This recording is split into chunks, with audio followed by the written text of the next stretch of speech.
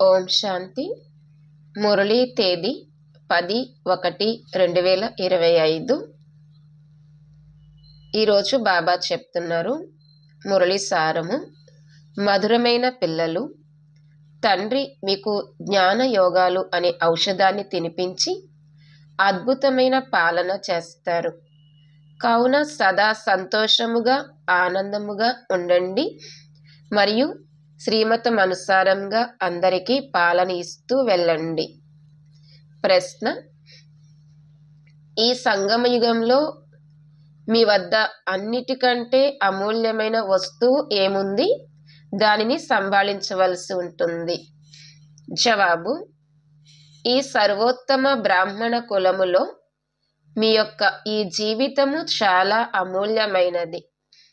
అందుకే శరీరాన్ని తప్పకుండా సంభాళించాలి. ఇదైతే మట్టి బొమ్మ, ఎప్పుడైనా అంతమైపోయేదే కదా అన్నట్లు ఉండకూడదు. అలా కాదు, దీనిని సజీవముగా ఉంచుకోవాలి. ఎవరైనా అనారోగ్యం పాలైతే వారితో విసిగిపోకూడదు. వారికి చెప్పండి, మీరు శివబాబాను స్మృతి చెయ్యండి అని. ఎంతగా స్మృతి చేస్తారో అంతగా పాపాలు అంతమవుతూ ఉంటాయి. వారి సేవ చెయ్యాలి, వారు జీవిస్తూ ఉండాలి, శివబాబాను స్మృతి చేస్తూ ఉండాలి. ఓం శాంతి. జ్ఞానం యొక్క 3వ నేత్రాన్ని ఇచ్చే ఆత్మిక తండ్రి కూర్చుని ఆత్మిక పిల్లలకు అర్థం చేయిస్తారు. జ్ఞానం యొక్క 3వ నేత్రాన్ని తండ్రి తప్ప ఇతరులెవ్వరూ ఇవ్వలేరు. ఇప్పుడు పిల్లలైన మీకు జ్ఞానం యొక్క 3వ నేత్రము లభించింది. ఈ పాత ప్రపంచము మారనున్నది అని ఇప్పుడు పిల్లలకు తెలుసు. దీనిని మార్చేవారు ఎవరు? వారు ఎలా మారుస్తారు అనేది పాపం మనుషులకు తెలియదు. ఎందుకంటే వారికి జ్ఞానం యొక్క 3వ నేత్రమే లేదు. పిల్లలైన మీకు ఇప్పుడు జ్ఞానం యొక్క 3వ నేత్రము లభించింది. దీని ద్వారా మీరు సృష్టి ఆది మధ్యాంతాలను తెలుసుకున్నారు. ఇది జ్ఞానం అనే సాక్రిన్, అంటే అత్యంత మధురమైన రసము. సాక్రిన్ యొక్క ఒక్క చుక్క కూడా ఎంత మధురముగా ఉంటుంది. జ్ఞానములో ఒకే మాట ఉంది, మన్మనా భవ. ఈ మాట ఎంత మధురమైనది. స్వయాన్ని ఆత్మగా భావిస్తూ తండ్రిని స్మృతి చెయ్యండి. తండ్రి శాంతిధామము మరియు సుఖధామములకు దారిని తెలియజేస్తున్నారు. తండ్రి పిల్లలకు స్వర్గ వారసత్వాన్ని ఇవ్వడానికి వచ్చారు. కనుక పిల్లలకు ఎంత సంతోషము ఉండాలి. సంతోషం వంటి ఔషధము లేదు అని అంటారు కూడా. ఎవరైతే సదా సంతోషములో ఆనందములో ఉంటారో వారికి ఇది ఔషధము వంటిది. 21 జన్మలు ఆనందములో ఉండేందుకు ఇది అద్భుతమైన ఔషధము. ఈ ఔషధాన్ని సదా ఒకరికొకరు తినిపించుకుంటూ ఉండండి. ఇది ఒకరికొకరు చేసుకునే అద్భుతమైన పాలన. ఇటువంటి పాలనను ఇతర మనుష్యులెవ్వరూ మనుష్యులకు చెయ్యలేరు. పిల్లలైన మీరు శ్రీమతము ఆధారముగా అందరికీ ఆత్మిక పాలన చేస్తారు. సత్యాతి సత్యముగా యోగక్షేమాలను అడగడం అంటే వారికి తండ్రి పరిచయాన్ని ఇవ్వటమే. అనంతమైన తండ్రి ద్వారా మనకు జీవన్ముక్తి అనే కానుక లభిస్తుంది అని మధురమైన పిల్లలకు తెలుసు. సతీయుగంలో భారతదేశం జీవన్ముక్తిగా ఉండేది, పావనముగా ఉండేది. తండ్రి చాలా గొప్ప ఉన్నతమైన ఔషధాన్ని ఇస్తారు. అందుకే అతీంద్రియ సుఖము గురించి అడగాలంటే గోపగోపికలను అడగండి అనే గాయనము ఉంది. ఇది జ్ఞాన యోగాలతో కూడిన ఎంతటి ఫస్ట్ క్లాస్ అద్భుతమైన ఔషధము. మరియు ఈ ఔషధము ఒక్క ఆత్మిక సర్జన్ వద్ద మాత్రమే ఉంది. ఇతరులెవ్వరికీ ఈ ఔషధము గురించి తెలియనే తెలియదు.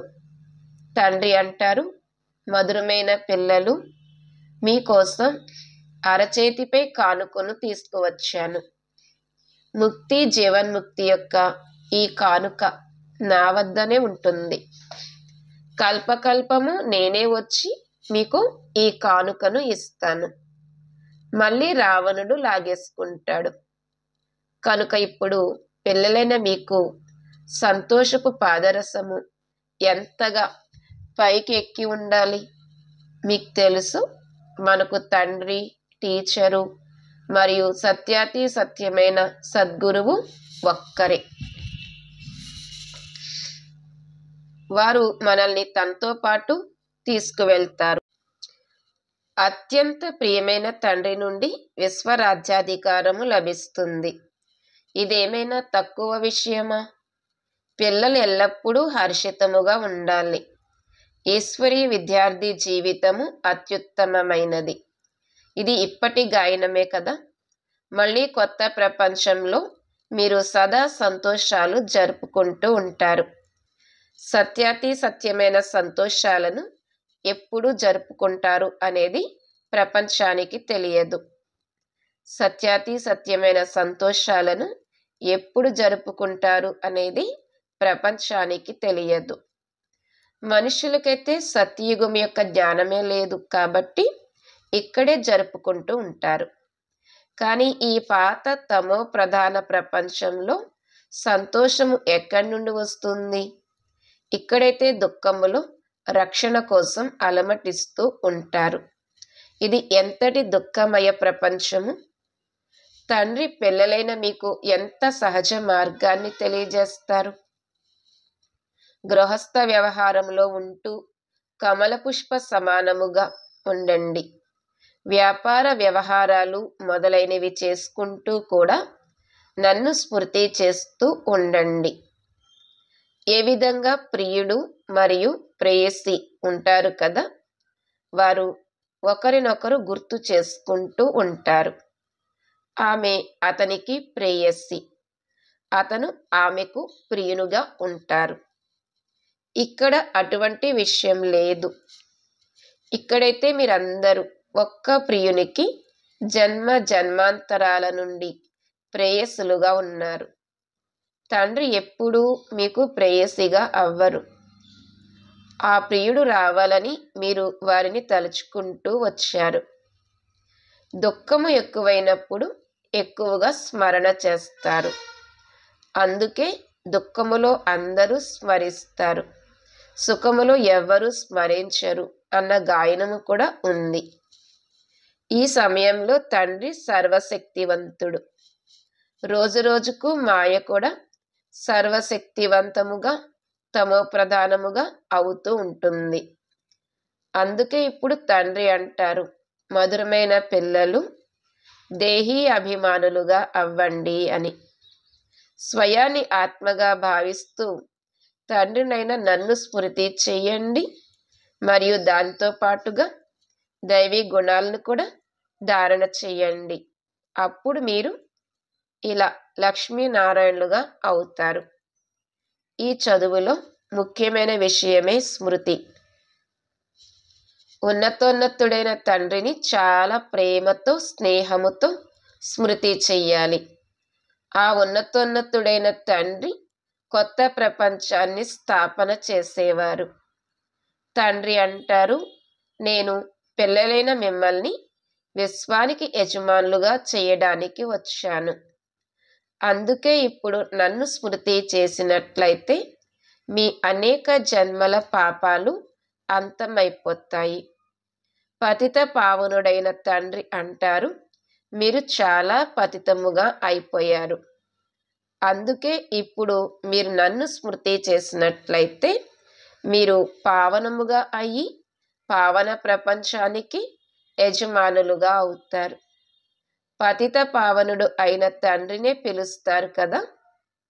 ఇప్పుడు తండ్రి వచ్చారు కనుక తప్పకుండా పావనముగా అవ్వవలసి ఉంటుంది. తండ్రి దుఃఖహర్త సుఖకర్త. తప్పకుండా సత్యుగంలో పావన ప్రపంచం ఉండేది కనుక అందరూ సుఖముగానే ఉండేవారు. ఇప్పుడు తండ్రి మళ్ళీ అంటున్నారు, పిల్లలు శాంతిధామాన్ని సుఖధామాన్ని గుర్తు చేస్తూ ఉండండి. ఇప్పుడు ఇది సంగమ యుగము. నావికుడు మిమ్మల్ని ఈ తీరము నుండి ఆ తీరానికి తీసుకువెళ్తారు. నావ అనేది ఒక్కటి కాదు, మొత్తం ప్రపంచమే ఒక పెద్ద ఓడలా ఉంది. దానిని ఆవలి తీరానికి తీసుకువెళ్తారు. మధురమైన పిల్లలైన మీకు ఎన్ని సంతోషాలు ఉండాలి. మీ కొరకైతే సదా సంతోషమే సంతోషము. అనంతమైన తండ్రి మనల్ని చదివిస్తున్నారు. వాహ్, ఈ విషయాన్నైతే ఎప్పుడూ వినలేదు, చదవలేదు. భగవాన్ వాచ, నేను ఆత్మిక పిల్లలైన మీకు రాజయోగాన్ని నేర్పిస్తున్నాను కనుక పూర్తిగా నేర్చుకోవాలి, ధారణ చెయ్యాలి, పూర్తిగా చదువుకోవాలి. చదువులో నెంబర్ వారుగా అయితే ఎప్పుడు ఉంటూనే ఉంటారు. స్వయాన్ని చూసుకోవాలి. నేను ఉత్తమముగా ఉన్నానా, మధ్యమముగా ఉన్నానా, లేక కనిష్టముగా ఉన్నానా? తండ్రి అంటారు, స్వయాన్ని చూసుకోండి. నేను ఉన్నత పదవిని పొందడానికి అర్హునిగా ఉన్నానా, ఆత్మిక సేవ చేస్తున్నానా? ఎందుకంటే తండ్రి అంటారు, పిల్లలు సేవాయోగ్యులుగా అవ్వండి, ఫాలో చెయ్యండి. నేను వచ్చిందే సేవ కోసం. ప్రతిరోజు సేవ చేస్తాను. అందుకే కదా ఈ రథాన్ని తీసుకున్నాను. వీరు ఈ రథము అనారోగ్యం పాలైతే నేను వీరిలో కూర్చుని మురళిని వ్రాస్తాను. అప్పుడు నోటి ద్వారా మాట్లాడలేను కాబట్టి వ్రాస్తాను. దానితో పిల్లలకు మురళి మిస్ అవ్వకుండా ఉంటుంది. కావున నేను కూడా సేవలోనే ఉన్నాను కదా. ఇది ఆత్మిక సేవ. మరి పిల్లలైన మీరు కూడా తండ్రి సేవలో నిమగ్నం అవ్వండి. On God fatherly service. ఎవరైతే మంచి పురుషార్థము చేస్తారో, మంచి సేవ చేస్తారో వారిని మహావీరులు అని అంటారు. బాబా డైరెక్షన్లపై నడిచే మహావీరులు ఎవరు అనేది చూడడం జరుగుతుంది. తండ్రి ఆజ్ఞ ఏమిటి అంటే స్వయాన్ని ఆత్మగా భావిస్తూ పరస్పరం సోదరులను చూడండి.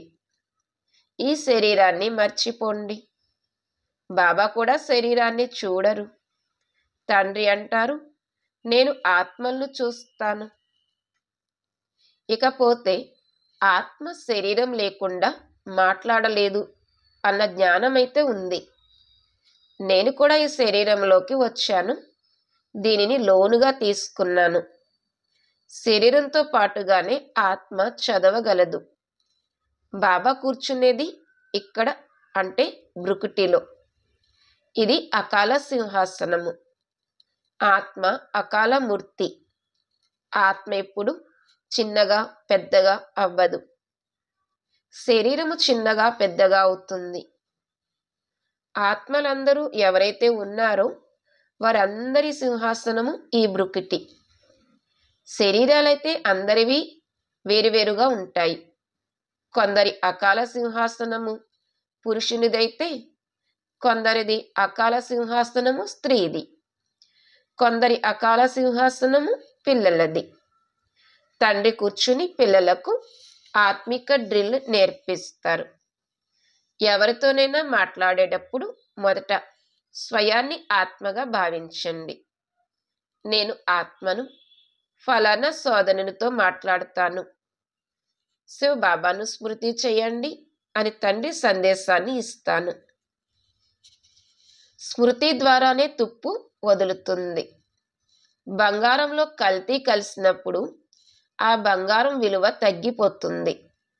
ఆత్మలైన మీలో కూడా తుప్పు చేరడంతో మీరు విలువ లేని వారిగా అయిపోయారు.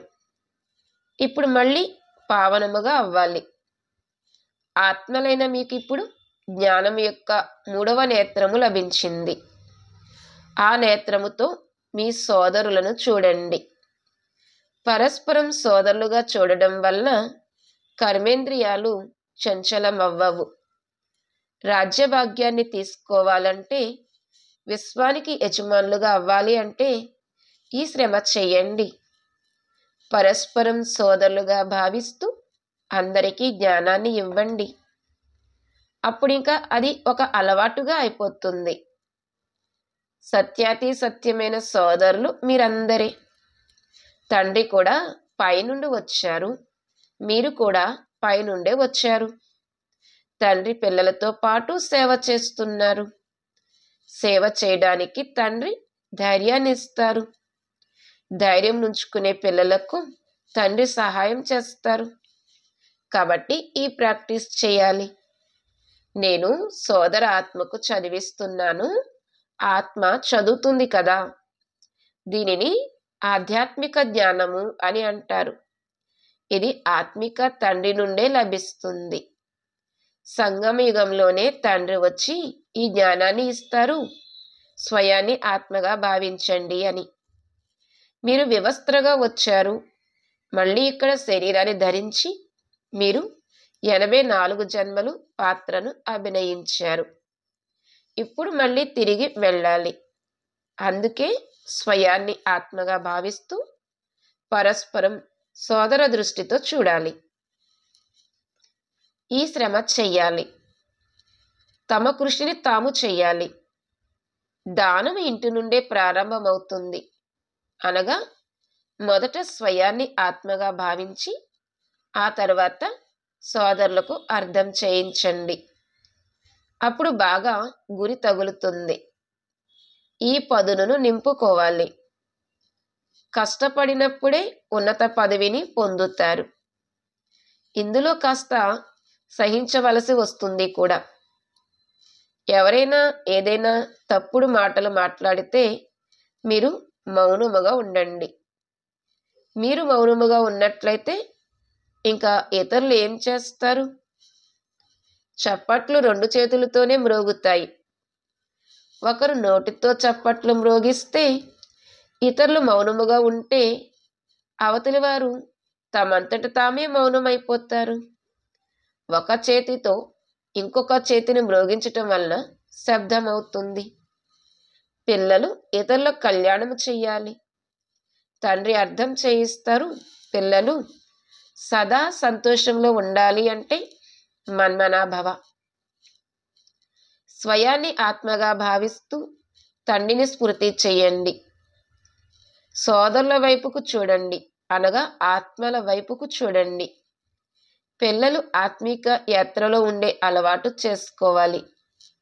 ఇది మీకు లాభము చేకూర్చే విషయమే. తండ్రి శిక్షలను సోదరులకు ఇవ్వాలి. తండ్రి అంటారు, నేను ఆత్మలైన మీకు జ్ఞానాన్ని ఇస్తున్నాను. ఆత్మనే చూస్తాను. మనుషులు మనుషులతో మాట్లాడేటప్పుడు వారి ముఖాన్ని చూస్తారు. మీరు ఆత్మతో మాట్లాడతారు కాబట్టి ఆత్మనే చూడాలి. శరీరము ద్వారా జ్ఞానాన్ని ఇచ్చినా కానీ ఇందులో శారీర భానాన్ని తెంచవలసి ఉంటుంది. పరమాత్మ అయిన తండ్రి మాకు జ్ఞానాన్ని ఇస్తున్నారు అని మీ ఆత్మ భావిస్తుంది. ఆత్మలనే చూస్తాను అని తండ్రి కూడా అంటారు. మేము పరమాత్మ తండ్రిని చూస్తున్నాము, వారి నుండి జ్ఞానాన్ని తీసుకుంటున్నాము అని ఆత్మలు కూడా అంటారు. దీనినే ఆత్మ ఆత్మతో ఆధ్యాత్మిక జ్ఞానాన్ని ఇచ్చిపుచ్చుకోవటము అని అంటారు. ఆత్మలోనే జ్ఞానము ఉంది. ఆత్మకే జ్ఞానాన్ని ఇవ్వాలి. ఇది పదును వంటిది. మీ జ్ఞానంలో ఈ పదును నిండిపోతుంది. అప్పుడు మీరు ఎవరికి అర్థం చేయించినా సరే వెంటనే గురి తగులుతుంది. తండ్రి అంటారు, ప్రాక్టీస్ చేసి చూడండి, గురి తగులుతుంది కదా. ఈ కొత్త అలవాటు చేసుకున్నట్లయితే ఇక శరీర భానము తొలగిపోతుంది. మాయా తుఫాన్లు తక్కువ వస్తాయి. చెడు సంకల్పాలు రావు. అశుద్ధ దృష్టి కూడా ఉండదు.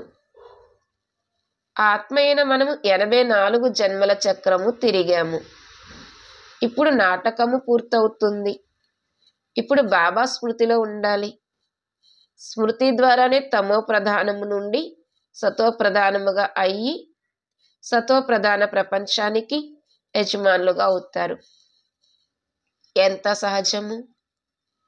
పిల్లలకు ఈ శిక్షణ ఇవ్వటం కూడా నా పాత్రే అని తండ్రికి తెలుసు. ఇది కొత్త విషయం ఏమీ కాదు. ప్రతి 5,000 సంవత్సరాల తర్వాత నేను రావాల్సి ఉంటుంది. నేను బంధింపబడి ఉన్నాను. మధురమైన పిల్లలు ఆత్మిక స్మృతి యాత్రలో ఉన్నట్లయితే అంతిమ స్థితిని బట్టి గతి ఉంటుంది అని నేను కూర్చుని పిల్లలకు అర్థం చేయిస్తాను. ఇది అంతిమ కాలం కదా. నన్నొక్కరినే స్మృతి చేసినట్లయితే మీ సద్గతి జరుగుతుంది. స్మృతి యాత్ర ద్వారానే స్తంభము దృఢముగా అవుతుంది. దేహీ అభిమానులుగా అయ్యే ఈ శిక్షణ ఒక్కసారి పిల్లలైన మీకు లభిస్తుంది. ఇది ఎంతటి అద్భుతమైన జ్ఞానము! బాబా అద్భుతమైన వారు కాబట్టి బాబా జ్ఞానము కూడా అద్భుతమైనది. దీనిని ఎప్పుడు ఎవ్వరూ తెలియచేయలేరు. ఇప్పుడు తిరిగి వెళ్ళాలి. అందుకే తండ్రి అంటారు, మధురమైన పిల్లలు ఈ ప్రాక్టీస్ను చెయ్యండి. స్వయాన్ని ఆత్మగా భావిస్తూ ఆత్మకు జ్ఞానాన్ని ఇవ్వండి. 3వ నేత్రము ద్వారా సోదరులను చూడాలి. ఇదే చాలా పెద్ద శ్రమ.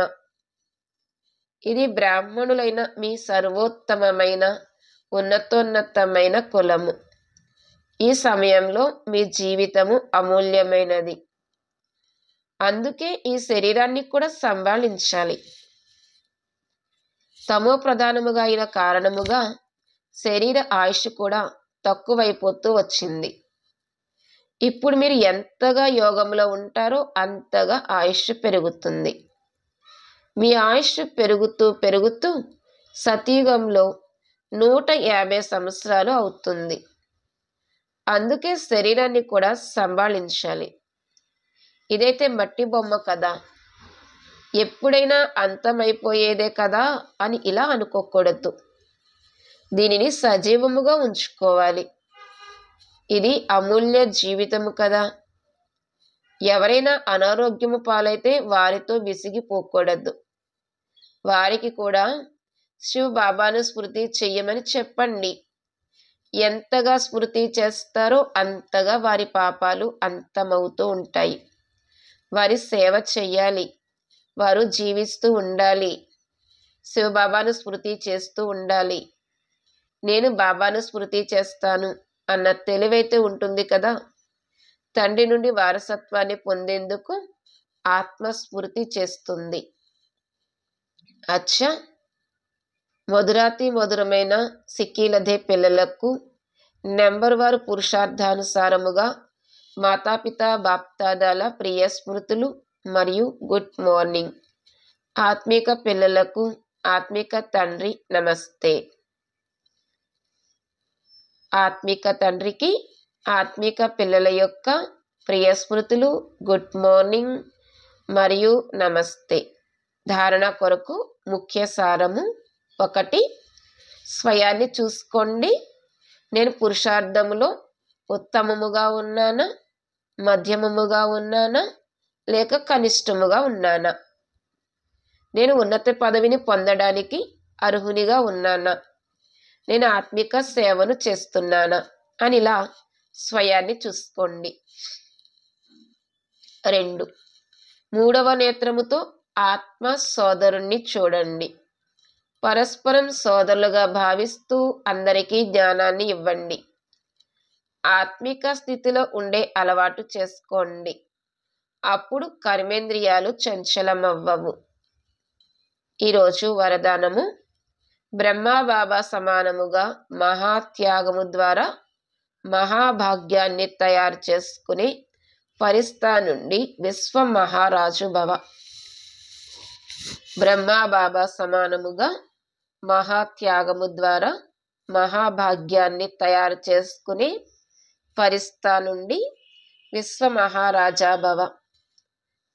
వివరణ: ఎవరైతే బ్రహ్మబాబా యొక్క ప్రతి కర్మరూపీ అడుగు వెనుక అడుగు వేస్తారో, ఎవరి మనస్సు, బుద్ధి, సంస్కారాలై సదా తండ్రి ఎదురుగా సమర్పితమైపోయి ఉన్నాయో ఆ పిల్లలకే ఫరిస్తా నుండి విశ్వ మహారాజుగా అయ్యే వరదానము ప్రాప్తిస్తుంది.